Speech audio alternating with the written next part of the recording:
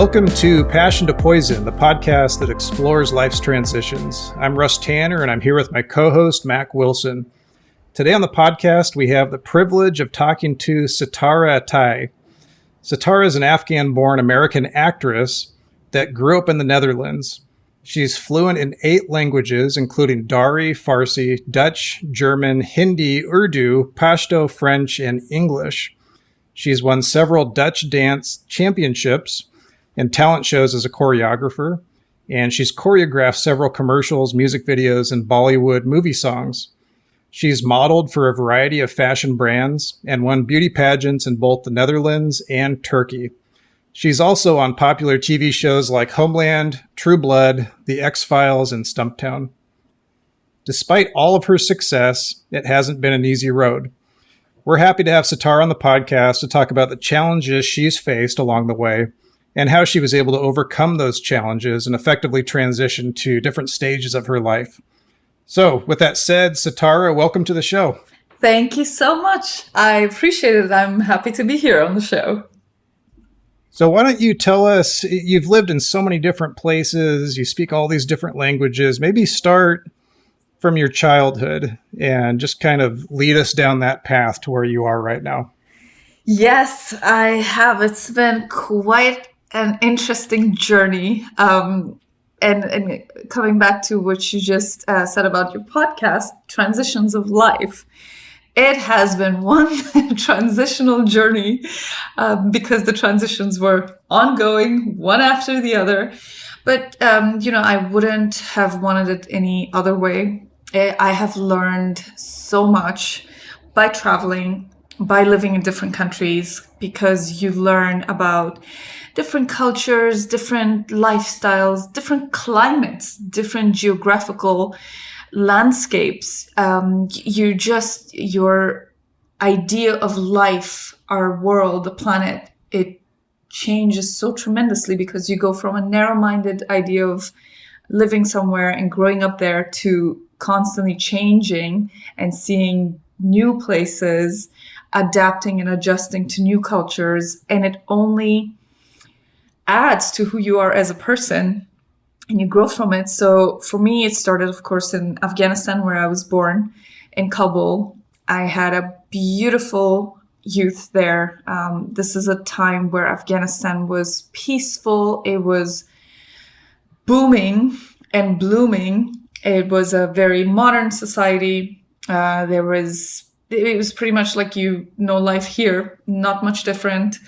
Until things unfortunately took a turn and my dad decided that it was not safe anymore, which had happened pretty much a week or two after the school that I went to. Primary school was about 10 minutes walking distance from where we lived.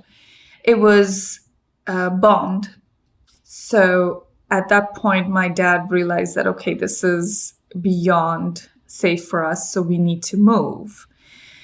And then we moved, but that first move for me was exciting because we moved from Afghanistan to India.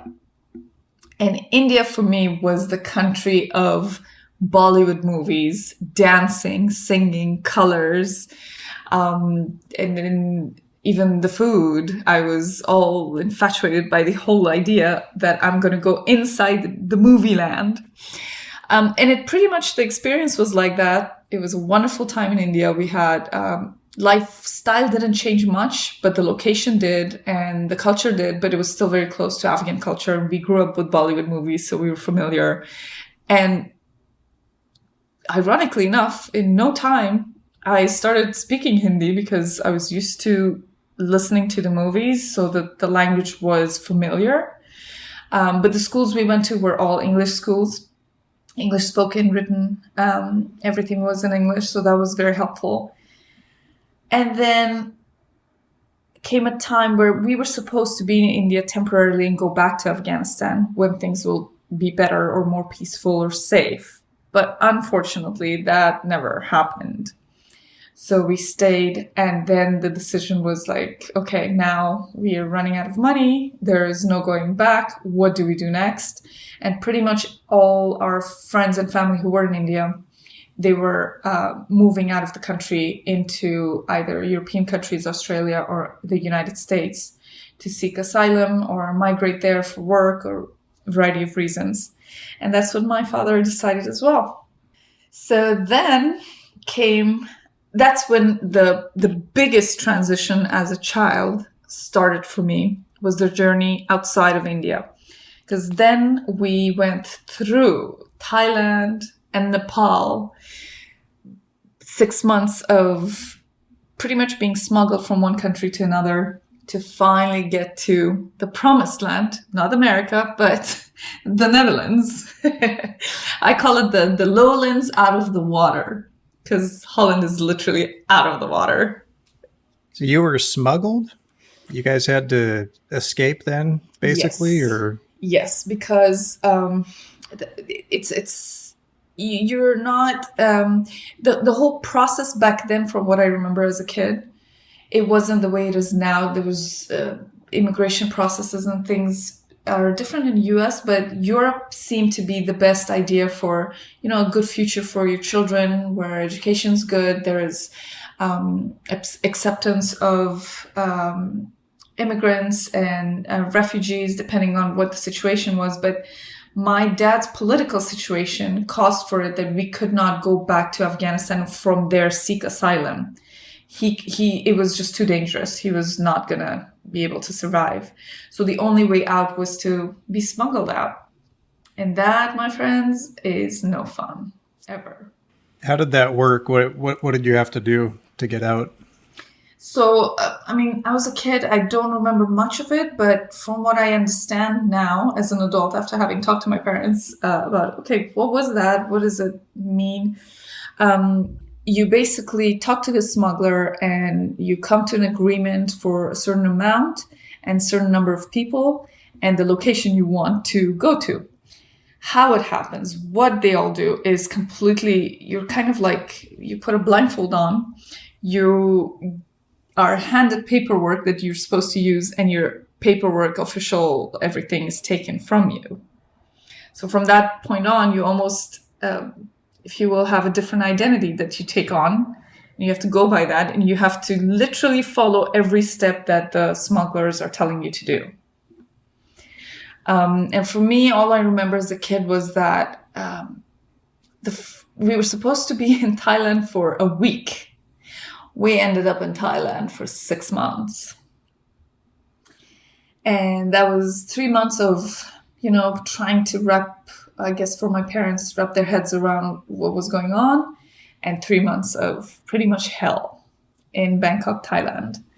But, as a kid, you do know something's up when you see your parents, who've always been just strong and going through life in control, to just being out of control, not knowing what's going to happen the next day. It was a very difficult time. It was a very difficult time. I am working on my book, which I will delve more deeper into that story, but I've not ever really touched upon what happened in Thailand. It was one difficult experience, challenging experience. Do you have siblings? Were you an only child, or were you with more family? No. Yes, we were. So I'm the eldest, and I have two younger brothers. One is 3 years younger, the other is 4 years younger. So that was also not easy to have. I cannot even imagine what my parents went through having 3 young kids with them. But I do remember scenarios of like us as kids, trying to, being excited that we're going to go on the plane. And then every single time we see the plane leaving and everybody hops on except for us. Can't get to that plane. And one of my brothers, I remember him once crying, "Mom, I want to go on the plane. Why can't we get on?" But it was just a very difficult time. Well, I think for us, I speak for myself. Sometimes just getting my own kids to Disneyland seems like an amazing challenge. I can't even imagine going across the world to a whole different country being smuggled. That's just, I can't even comprehend what that would be like, how difficult that would be for your parents. Yeah, exactly. It's the one thing that sometimes people oversee is nobody chooses to become an immigrant or especially a refugee. No one wants to leave their home base, their comfort zone, out of sheer free will, especially those who were well off. Like my family was very well off. I had like the life of a princess, I always say. I just had like the most magical youth possible. But it's when it is for safety and for survival reasons that people have to do that. But I always tell my parents how grateful I am to them, because even once we settled in the Netherlands, they would never travel without us. That was just not a concept. You go somewhere, you take your kids with you. And thanks to that, we got to see a lot of the world, and we traveled a lot as kids. And it was just, I don't know, they just did it. And I'm like, wow, that's hats off. I wouldn't know how to do that now, because we're so set in our ways now, but they did it. Life is different. I feel every so many years, the whole world changes so drastically in my experience. The life that they lived, my parents, what they went through is so different than the life I'm living today. And the next generation after me, my kids probably will be living a completely different life too, which is evident in every society, in every culture, and everybody goes through it. In a way, the blessing of being able to distinguish it very easily, because we lived in so many different countries. Because when you go from the east to the west, which is literally what happened, Afghanistan, India, Thailand, and even Kathmandu, Nepal, for a little bit, to then transitioning to Europe, the Netherlands, well, you kind of know that it's going to be different. You don't know how different, but boy, oh boy. Now that is the real transition that happened in my life. Going to Europe from Asia. Yeah, tell us about that. That's got to be pretty dramatic. Dramatic is a good word to describe it, actually. Dramatic, it's life-changing, mind-altering, absolutely a crazy experience, because the good thing is, because we went in the Netherlands, the beginning was they have a very particular process in place for integration into Dutch society. So it doesn't happen that, you go to the Netherlands, you jump in.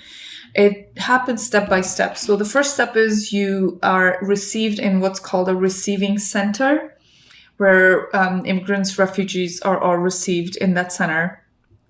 And for about a month or so, you start going to school and learning the language as adults, or as kids, you go to the school that is inside those receiving centers. Then about a month into it, they determine your, what they call status. So based on your case, they interview you, the parents then. They're interviewed and they're determined what their status is, basically whether if they're going to immediately get what we know here in the US as a green card, permanent residency. Citizenship is not immediate in the Netherlands for sure. But so basically that determines where you go from the receiving centers. Then the next step is you go to the asielzoekerscentrums. Those are the asylum seeker centers. There are tons of them in the Netherlands, and they're each completely different. Every city has its own way of doing it. But where we landed was actually a very good place. I guess during the interview, my parents were asked, what do you really want? What are you seeking after all the troubles you've gone through? And because of the difficulties my parents had gone through, they said, we just want some peace and quiet. And that's kind of what we got. The center we ended up in was a bungalow park where people would go on like camping with caravans, mobile homes or bungalows. And there was not a lot, but about 20 to 30 families of refugees and asylum seekers who were staying in one portion of the park, and the other was just for holidays, for people coming to on vacation or holidays there. So there, your process kind of continues, your case work continues, and then the kids go to school. You get more than just language training. You actually have subjects. And it's so amazing how as kids, we are so absorbent to a new language. Because I remember in no time I was speaking Dutch. My school books, everything was in Dutch. Because I soon realized that English is not gonna work too well in the Netherlands. I went to my teacher and I asked him, I said, is everybody speaking Dutch? All the other kids? He's like, yep. I was like, ooh, alarm went off. Like, I gotta catch up. How old were you when all this was happening? I was 11 when we arrived 11. in the Netherlands. Okay. Yeah. So as an 11-year-old, I realized, okay, hop on to the Dutch bandwagon and learn Dutch ASAP. So then we were in that center for about 2 years. Those 2 years were still very manageable because the other families were from all around the world. From Africa, from Iran, from Bangladesh, from Armenia, Afghanistan. And those are some of the countries I remember. But it was almost like we were a small little family because there were only 20, 30 families. Everybody knew each other. Whenever there was any occasion to celebrate, Eastern or Western, we would do it together.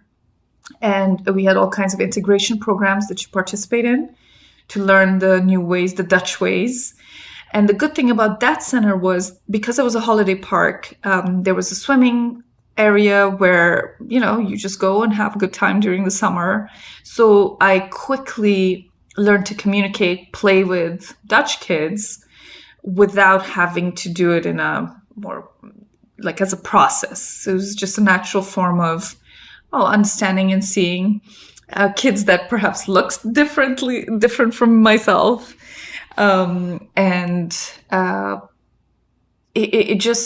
It was a wonderful time to slowly integrate into Dutch society.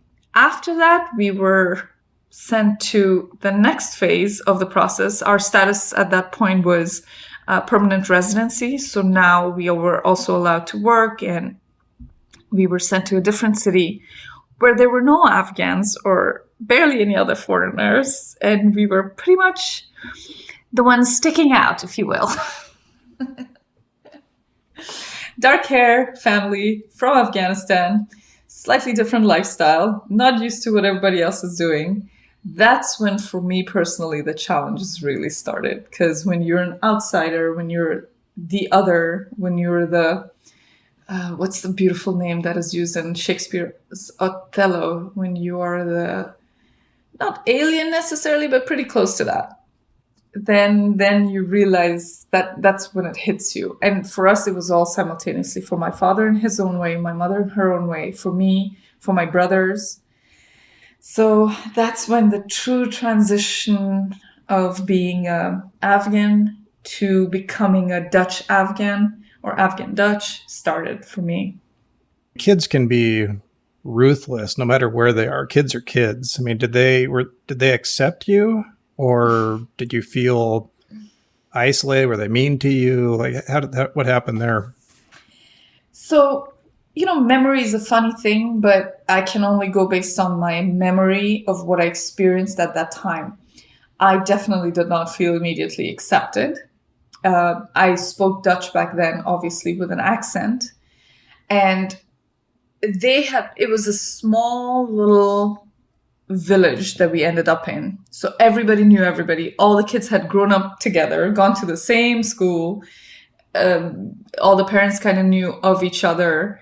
It was a very small community. So going to that particular school in that village as a newbie, as a new person, I certainly didn't feel accepted in the beginning, but it's funny how things work out, because the one thing that I always had, which helped me, was my art and English, because English is a mandatory subject in Dutch schools. Every Wednesday we had English class. And there, of course, whenever there was a question, whenever there was a test or anything, I was way above and beyond everybody else. I was really good. I kind of found comfort in that, okay, there's this one thing that I am good at, that I am better than everybody else in class. And the other thing was talent shows, any kind of artistic approach. I would always participate. I would participate with an Afghan routine, dance routine, an Indian dance routine. Nobody had a clue what I was doing, but I did it anyway. Or even as an announcer, I would participate in English, but I would do it. Half the parents who would come to these events didn't even speak English, but hey, I still did it. Now, as for the kids being ruthless, yes, there was that. It wasn't, it's very funny how it's not very aggressive necessarily, but it's there in the undertones. It's there on the playground, all the kids playing this game where they all know each other and everybody has their set roles, and you're not included. You're just standing on the side looking on. But the good thing is there are always the few kind kids that try to reach a helping hand, because either they have something or they've been through it themselves. Or I remember one of my friends, she would stutter, which I didn't even know in the beginning, but she would always reach a helping hand, like, oh, come play with me or come play with us. And there was another girl, she was just kind-hearted, kind soul, who would always try. They even tried to come and play with me at our place one time. And then my wonderful, amazing Afghan mother had a whole tea set ready for them. And they were so like, okay, what are we doing here? Is this a tea party? I thought we were just going to play. It was interesting. So it was like off and on. But discrimination, it's there. You know, kids are kids. You do get to hear like, you talk funny, or you guys at your place, the decor of your house is slightly different. Like, we're not used to this and that. And you're like, yeah, you just deal with it. It hurts. And you internally try to process what's happening. And then I was learning really fast and real quick, because when I would go to my friends' places to play, and I would see how they're living, I would immediately come home and make the changes necessary to be part of society, to be like everybody else and to not stand out. And my parents were trying to catch up, but obviously that for them, the process was more slow. One of my younger brothers, because he was the youngest, he integrated really fast. He was almost like a popular little kiddo in no time. My middle brother, a little more difficult. He had a little more difficulty being accepted in the beginning. So yeah, each of us had our own path. Each of us were going through the transitions bit by bit, ebb and flow, difficult, challenging times, learning. I mean, from the Christmas celebrations, I had no clue what I was supposed to do. I was just going along and learning. Like, okay, what is Christmas? Oh, and then of course, the first question was, why do you guys don't have a Christmas tree at home? Because everyone in the Netherlands, especially where we lived, every single house you see through the windows, there is a Christmas tree. There's Christmas decorations. You see all of that. So, yep, year number 2, we had a Christmas tree up because my parents, they're like, yeah, why not? We see the difficulties putting our children in. And even according to the Islamic religion, Jesus Christ is one of the prophets, not the main, but one of the prophets. So it's celebration of the prophet's birthday. Why not? So there's so many things. But again, I cannot say the whole experience was terrible, because there were always I call them the helping angels. The neighbors who were kind, who would come, or the priests from the church. We ended up becoming really good friends, family friends with them, almost every Christmas or St. Nicholas's birthday. I don't know if you guys have heard of it, St. Nicholas. Yeah. Okay, yeah, cool. Santa, yes. Exactly. So it became Santa in the West thanks to Coca-Cola. But it's actually Saint Nicholas, who is a saint from Turkey, who would come on a ship to Europe and bring gifts for kids. So, you learn what that is, and you adapt and adjust and you participate. And it's so funny how in no time there was no celebration of all the Afghan events because there were no Afghans to celebrate it with. And my parents tried like the celebration after the month of Ramadan. But in no time we were celebrating just Christmas and St. Nicholas. And yeah, sometimes we wouldn't even realize, oh, Ramadan came and left and there was no celebration after because, yeah, that's just the transition you're going through.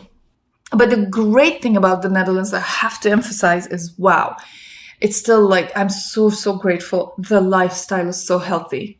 You go everywhere on your bicycle. The milk you get is almost from the farm next door. You get fresh milk, you come home, you boil it, and you put it in the fridge. The cheese is out of this world. It's a very, very healthy lifestyle, maybe because it's also cold. The climate is different. So, and you do have 4 seasons. As a kid, I just felt very, very healthy. You're learning all these skills like skating, ice skating, because it would get so cold and it's snowing and there's ice. And, so there were a lot of good things too. I hear now from the new stream of refugees that are coming to Europe, things have changed dramatically. There are more refugees each country. So in each country, maybe the process is now difficult and people were once a little more tolerant. That has changed. But in my experience back then, while going through the difficult, challenging times, there were also a lot of good times, a lot of people who were very accepting, a lot of Christians that were helpful and just were like, be kind to your fellow human beings. What can we do to help? To the point that we, God bless her soul, she passed away now. My mom had a very friendly lady who became what we called our Dutch grandma. She was like a grandmother to us. Her husband was a grandfather. All her kids and grandkids became our family.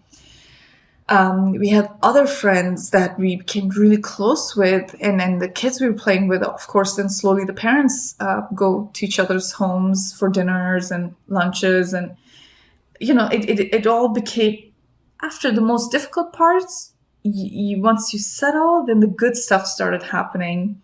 And you feel not only accepted, but you feel part of the community. You feel part of that society, which I'm really hoping will be the case for the new stream of refugees coming for now to the United States.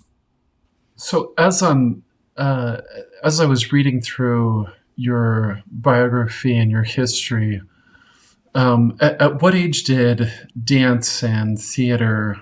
You've talked a little bit about it, but talk about that.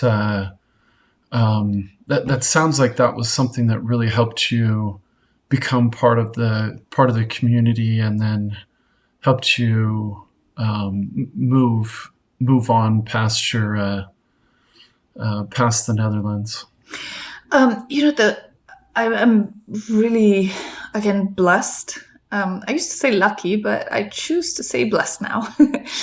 That I grew up in a household in Afghanistan that had a lot of entertainment going on all the time. My dad, along with his brothers, owned an electronics store, but on the side, they also had the business of videography and renting out TV, VCRs, and movies. So there was constantly music in the house. There was always recordings going on. And at our parties, all the cousins would have like a dance-off, and whoever danced best or performed the best would be awarded something. I was always one of the best. So that whole conditioning was in me, I guess. And I believe you're born an artist. You either are or you're not. Some can learn artistry, of course, depending on whatever the art of your choice is. But I'm definitely one of those who's born with it and blessed enough to be in a household where it was so evident. And then moving to India, the thing in India is dancing is part of the curriculum for girls.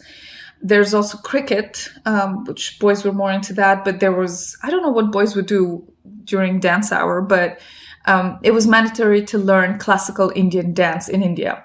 and I was already enamored with it. So and I had the practice from home. So in no time, I was one of the front people that the teacher always had up front, because I was so good at performing during teacher parent day.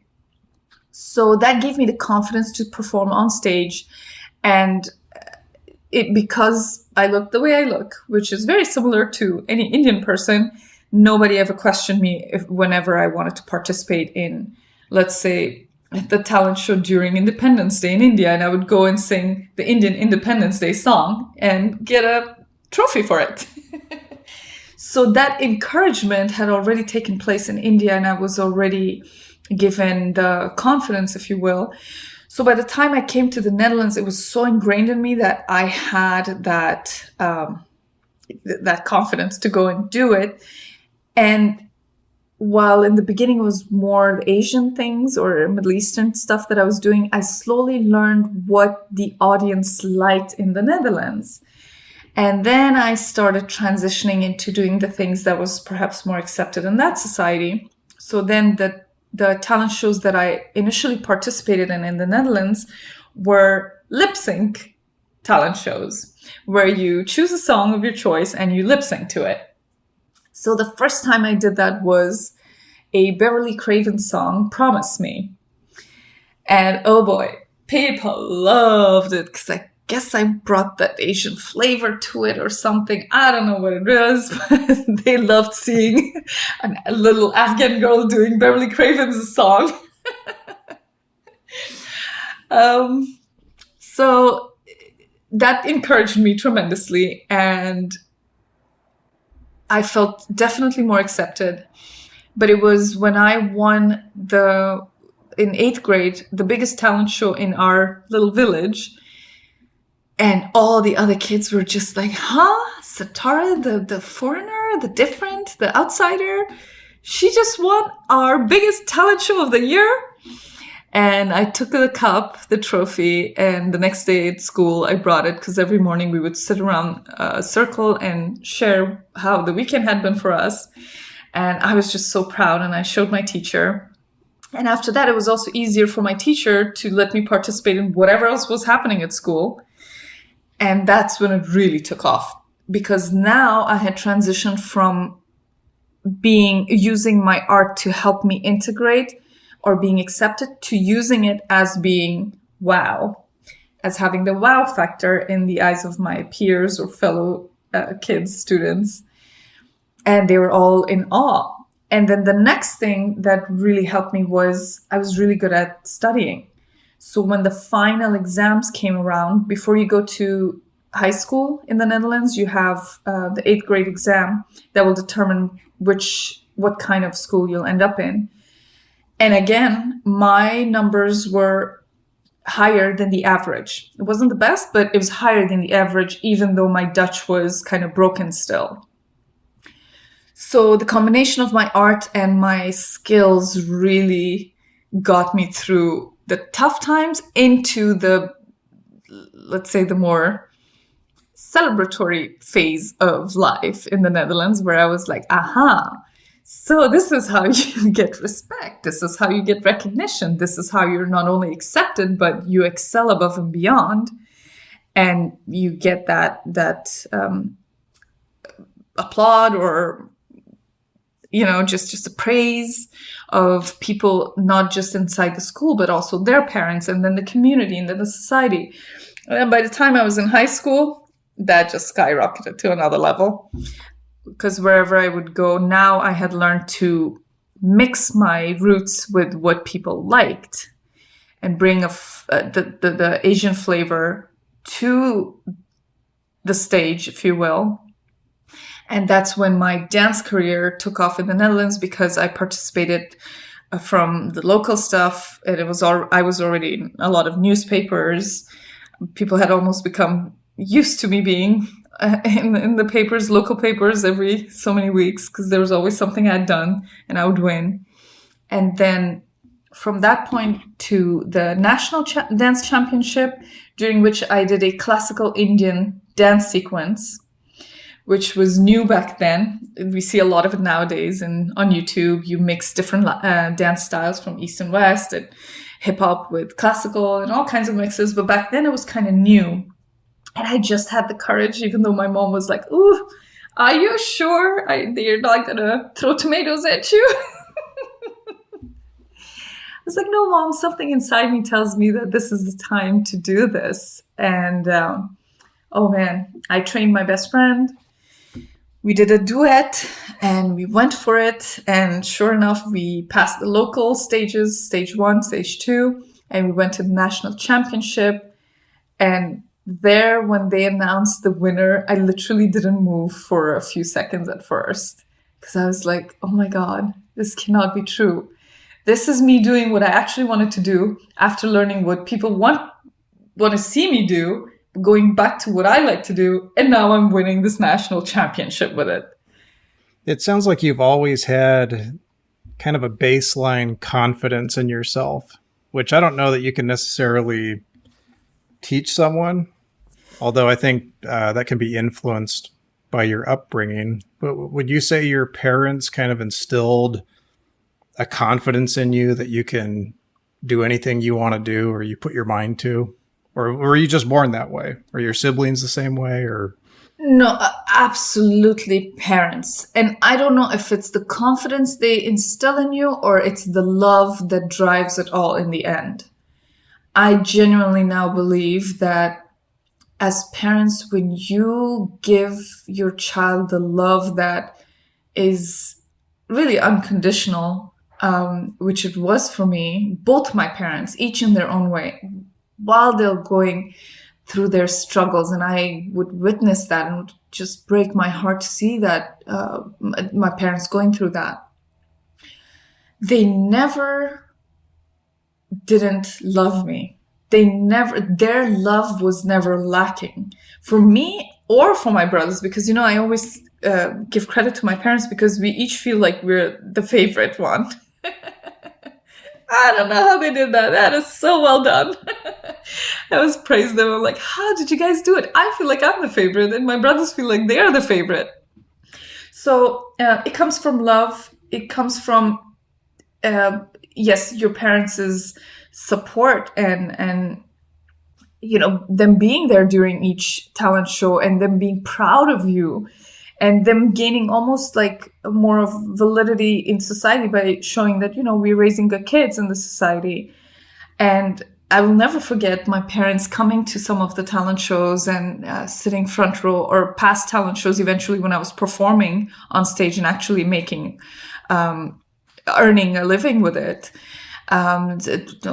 Different cities, different theaters, beautiful theaters, renowned theaters. And then I would bring my parents there. They would just sit there proudly and watch me and show my articles to friends and family.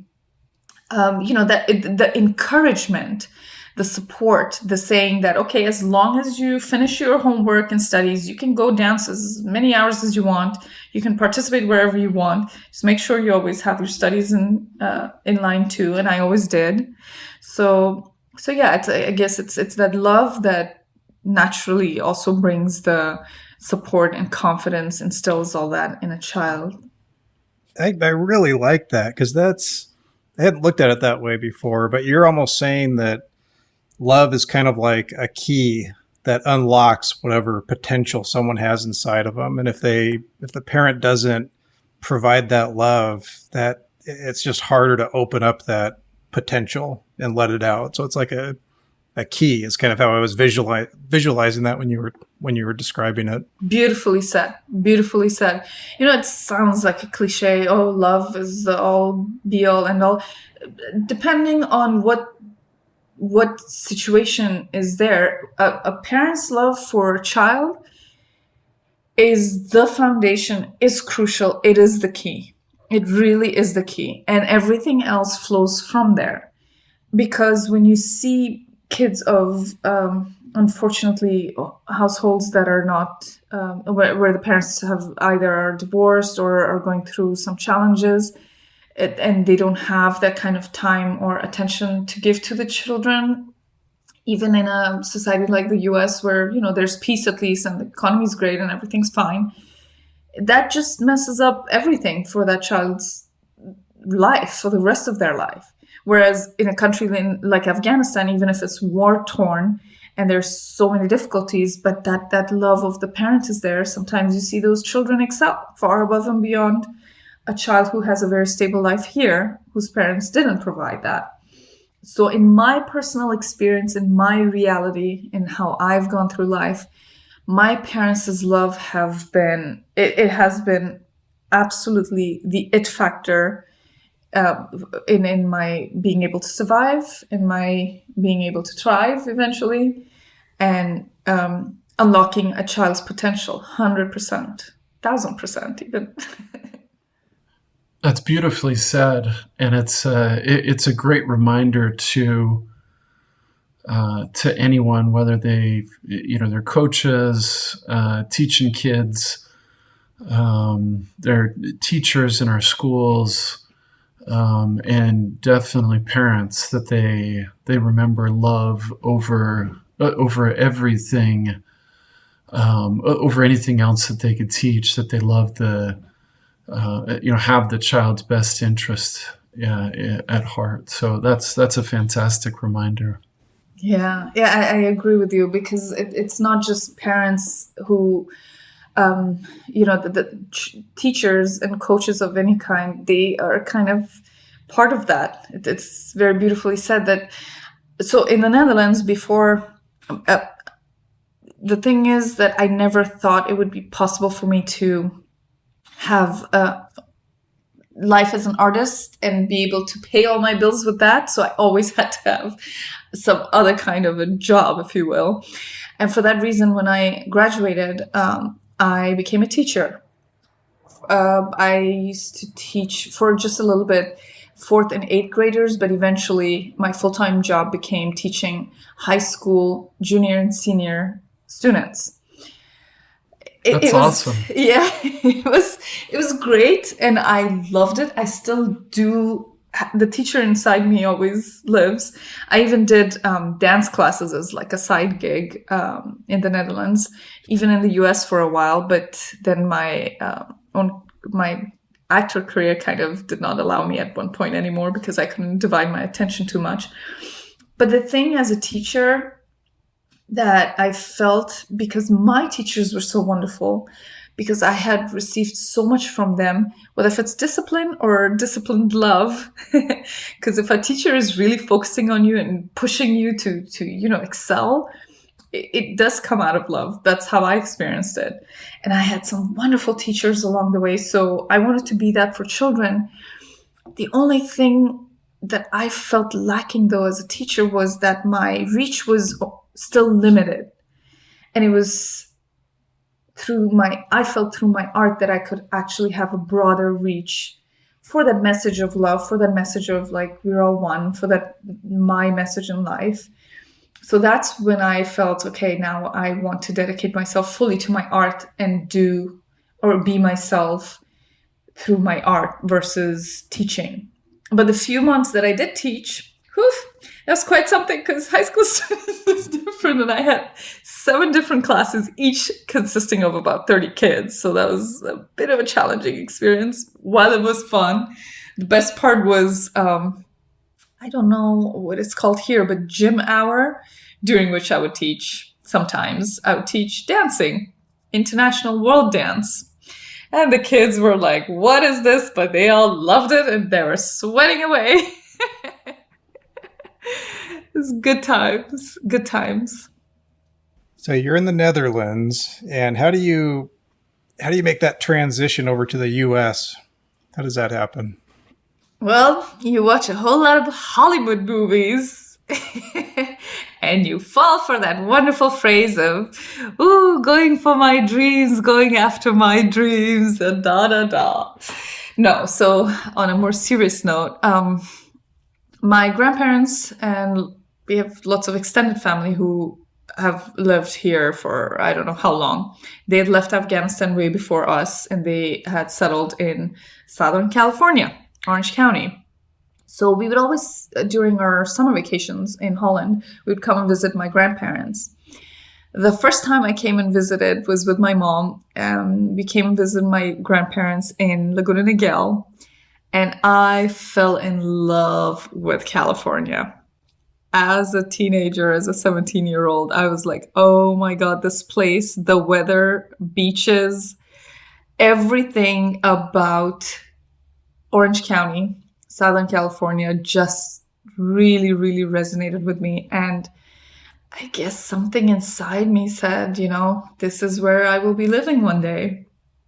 And then as I was growing up and after I went back to the Netherlands, I think looking back, I sort of made like a life plan that by the time I'm done with my studies and I'm 25-ish, I should be able to have successfully migrated yet again to the US. Because this time it was by choice. This time I wanted to live here myself. I just loved everything about it. The thing with Hollywood is it was not necessarily in the back of my mind that, okay, I'm going to the US to become an actress. But it was honestly the weather and the beauty of Southern California that really brought me here first and foremost. And it's only later that as an artist, when you live here, the opportunity to actually be in Hollywood working as a working actor in Hollywood is suddenly tremendous versus if you're living in Europe or elsewhere, which is changing now. But at that point, so even my parents, they wanted to move here as well because most of our families were here, my grandparents especially. And then we started the whole process, but fate had it that they ended up not coming and I did. And then what made it more of a thing for me to actually really go for it and even leave my parents behind, leave Holland behind. It's not easy knowing that and knowing what a process integration in a new society is. The thing that made it easy for me, perhaps, or easier, was that I found my other half here. So my current husband, we met during one of my visits, and we had a long distance relationship, which helped us really lay that foundation and decide to take one more leap into yet another migration, but this time by choice again. That's why I call it migration to the US. So he's from this area, Orange County? He's actually born and raised in Jacksonville, Florida, but he's of Afghan descent. We met, and sometimes it's just, when it comes to these things, it's fate, it's destiny, it's all the stars aligning. Because how we met, it was at a party. I was invited last minute. I don't even know if he was invited, but we met at a party where we were not really supposed to go to, but we ended up going to. And then things took off from there. And now, many years later, looking back at it, it was like everything had to fall into place as if like a puzzle. And then from there, once I came here, and then we got married, and I worked as a quality analyst for an insurance company for about 3 years. But I always practiced my art on the side. I still had that mentality of you have to have a actual job. You can't survive based on gigs as an artist, until it started changing. And before I knew it, there was just such a demand for my skills here in Hollywood, in particular my languages, that I couldn't do both, and I had to go full time. I'm very, very grateful that I did. And then from there came some on-screen work as well, and which I never thought. I just thought of Hollywood as, glitz and glamour and all of that, but that is not the kind of acting I've been doing. It's in fact very intense things, quite political. The role in Homeland, in Stumptown, and now in the United States of Al. While I get to do some fun things in between too, but these are things that I believe are important. They have messages that need to be told. They're very actual to what is going on in the real world. And my desire that I have had always was I would never see Afghans on TV, in the movies and shows, whether if it was Hollywood or Bollywood. And the times that I would see one, it would be someone of whatever descent playing an Afghan, but not really an Afghan. And in particular, Afghan women not being shown. Or if we were shown, it was under a burqa, almost without an identity, without a voice. The poor women who were so used, abused, tortured. So I did not like that, because that's not my experience of what Afghan women are. I grew up with very strong Afghan women around me. My mother is a champion. She championed life. She survived some very difficult times with my brothers, went through a complete transition of living life a certain way to completely living life a different way while raising kids, and, came above and beyond. My dad, I believe he is a feminist at heart. He never treated me any different than my brothers. So the image of Afghan men also that is always depicted on TV through media, it's accurate, maybe based on the men that we see now, unfortunately, taking over. But it wasn't accurate based on what I experienced with my brothers and my dad and my grandfather, who are not at all like the men that are always shown as terrorists, Taliban, all those extremists. So I was like, it's just, what can I do to change that? And again, my art, my sword, my weapon, thank goodness, came in handy, as I knew that one of the ways that you can speak to people's heart is through your art. Because you don't have a political agenda, you don't have a particular, you just want to show the humanity factor in this all. You just want to show that, well, the women under those burqas are still mothers, daughters, sisters. They're still going to raise the future of this world. So I just had an issue with that. So whenever I would get the opportunity to represent Afghan women and give a face, because everybody who looked at me would be like, oh, where are you from? And I would ask them, what do you think? Oh, probably Indian, maybe Arab. Like, no, I'm Afghan. Oh, this is what an Afghan woman looks like? Yep, this is what we look like. So that was always important for me. And yeah, Hollywood gave me that opportunity to do that. And I'm very grateful that I get to do that I get to voice the voice of Afghan women or Afghans and represent. We recently had a friend of yours, Fahim Fazli, on here. Yes. And he said something interesting. He's typecast typically as an Afghan terrorist. And he said that he actually doesn't mind that, because at the end of the day, he's not a terrorist. He's a great guy. And he wants to be able to show people that this media depiction that everyone from that part of the world is a terrorist or something, he wants to break that stigma. And so he doesn't mind playing those roles, because in his personal life, when people actually get to know him, they're like, oh, you are nothing like that at all. And he's not. Like, he's such a good guy. And so I feel like that's not that you're being typecast necessarily, but I feel like that's a good goal that you have, to show what Afghan women are really like. Like, it's not, because it is kind of shrouded in mystery a little bit, just because it's so far away from this part of the world. There's so much turmoil over there. We don't really get to see a different side of things in the US. Yeah, very true. In fact, Fahim Fazli, he is the opposite of what a terrorist would be. He's literally the opposite. Phenomenal, fantastic guy, full of life, always happy. Yep. So, which shows that he's a wonderful actor, because he's very believable as a terrorist. Yeah.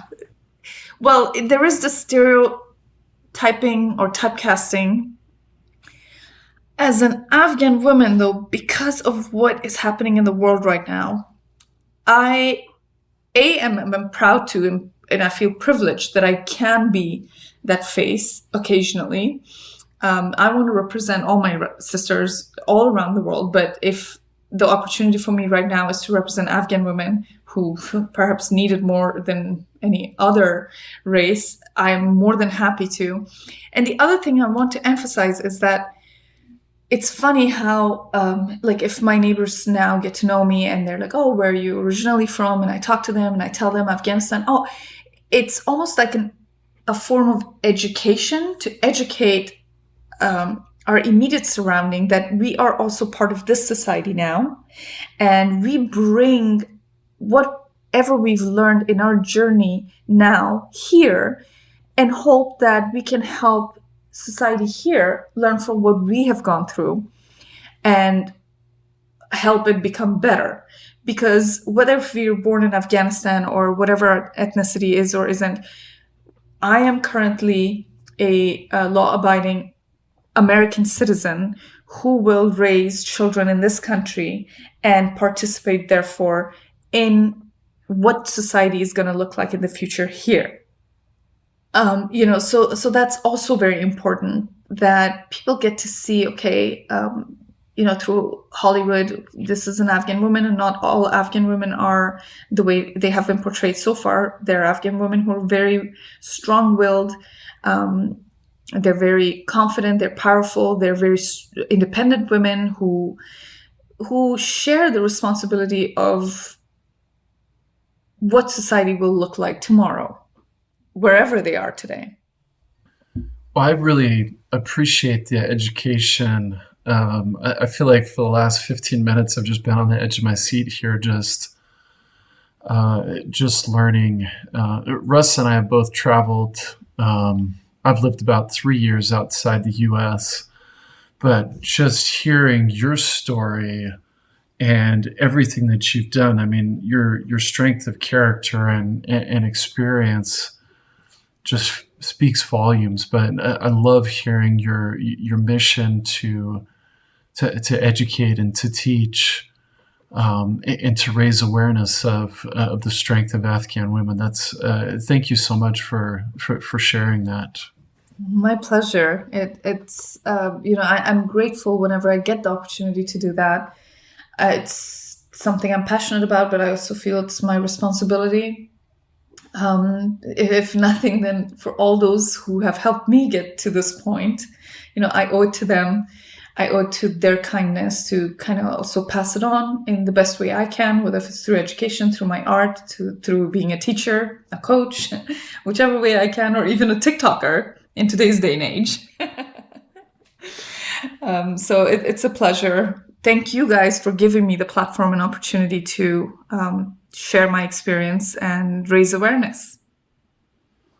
No, thank you very much for coming on. This was, like Max said, it's really educational, and it's just refreshing to hear, someone that's so humble, that's had so much success, but so humble and has had such an incredible journey. Like, I didn't know most of those details about you. I knew a little bit about you, but I had no idea that you'd gone through so much. And that's just incredible that you've been able to come out on the other side and in such a good place. Thank you. Thank you so much. I certainly appreciate it. Well, and just one thing before we finish here, as I've been writing and taking notes here, one of the things that I keep taking down is just this overwhelming sense of gratitude that you have, regardless of the stage, whether it was Thailand, Nepal, Netherlands, coming to the U.S., and especially speaking of your roots, what do you see that's brought that gratitude? And sorry if I'm using the wrong word here, but that respect for your history and your background. I would like to first thank you for that question, because that gives me a quick little opportunity to say that my being anchored in my knowledge of who I am on a spiritual level has been the mountain, if you will, of support that has allowed me to get through the challenges and obstacles, and not only get through it, but understand that life is full of lessons. No one can avoid it, and we all have to go through our ups and downs. But that thing that keeps me grounded and grateful, and that helps me see the big picture, especially in the tough times, is going back to my core belief of what am I actually on a soul level? What is my understanding of the Creator, the universe, God? Doesn't matter what you call your Creator, Allah, Buddha, Krishna, but it comes down to my spiritual core. That is the one thing that really, in the end, is at the base of it all. If I go beyond my parents, if I go beyond all the love of all my loved ones and everything else, it's my relationship with my Creator. It's the most intimate relationship a human being can have.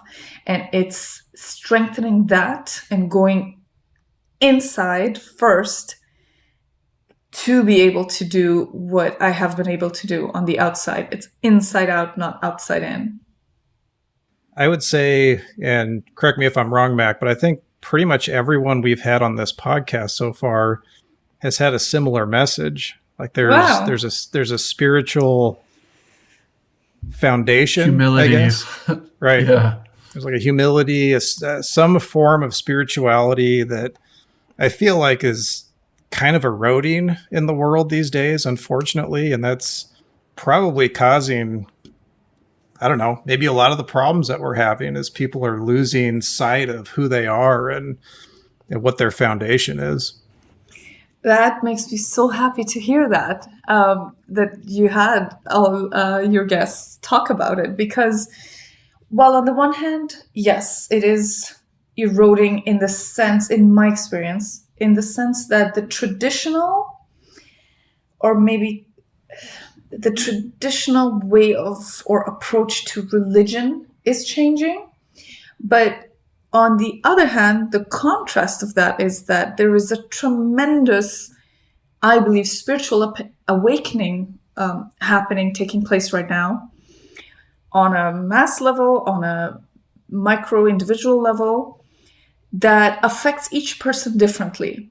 And I have respect and love for all religions in the world, but I practice spirituality more than one particular religion, because I grew up around all the different religions, and I grew up loving, understanding, and appreciating each one of them. And I grew up taking lessons from all of them. I've been to churches, synagogues, temples, mosques, everywhere. But it's the one thing that perhaps is happening more now than ever before, and it will continue. I believe that it will expand further, is that first and foremost, we need to get in touch with our own inner selves, our soul, light, with the heart, the core, whatever you want to call it. And meditation is becoming more of a thing. Raising awareness, spirituality, all of that is more evident. It is there because we have more access to it easier. There are tons of YouTube videos for any kind of meditation you want. There are all kinds of what I call masters/gurus teaching us how to get in touch, from Abraham Hicks to Sadhguru to, oh my God, there's so many. Dolores Cannon, there's Marianne Williamson, there's some of the books that I've read of these masters, that each in their own way are doing their part, and then whatever resonates with you, you can choose. You get to choose now. There is no, you have to do it this way. This is the only way you get to pray. This is the only way you get to meditate. If you sit in this lotus position, crossing your hand a certain way, da da da da. No, it's a new world where we get to choose our experience of how we're going to establish a relationship with, let's say, the God within. So, but we live in a world of relativity, where there can only be light if there's darkness. There's only one if the other is present. So it's that balance. But whoever, wants to invest in their self, you have that opportunity in more ways than one nowadays. It's so many fun ways through all these different platforms that we didn't have before. So while it's eroding on the one hand, I do believe there is a big, massive shift happening on the other hand of maybe not doing things the traditional way, but in a new way, still getting closer to the one. Well said. Thank you. Yeah, I think you're right that there is this balance where, the more darkness there is, the more light there will be also on the other side. Well, Beautiful. we really, really appreciate you coming on here and taking the time to share your story and your insights and your spirit with us. My pleasure. And I think, thank you guys. yeah, and I think just to add to that, Russ, I think you'll be such an inspiration to so many people because of the way that you've overcome, and especially inspiring people to be better parents, realize that they're raising the next generation, and just what you shared about teachers. So thank you so much for teaching us everything that you did through this. Any last thoughts? Thank you first, both, for having me here. It's been a pleasure. I love being able to share whatever I have to share with the world through platforms like yours. And I guess as a last note, in the end, when we leave our planet, the only thing we actually really leave behind is the legacy of how kind have you been. When people talk about you at your funeral, it's, was she a good person? Was she there for others? Was she, has she left something behind that we can get inspired by or follow to help ourselves? And if you've reached that, then, you did a good job. Well, thank you for that. That's a great message. Yep. Thanks so much. My pleasure. Thank you both. Thanks for listening to this episode of Passion to Poison. Don't forget to subscribe. And if you want to help spread the word, please give us a 5-star review. Also tell your friends to subscribe as well.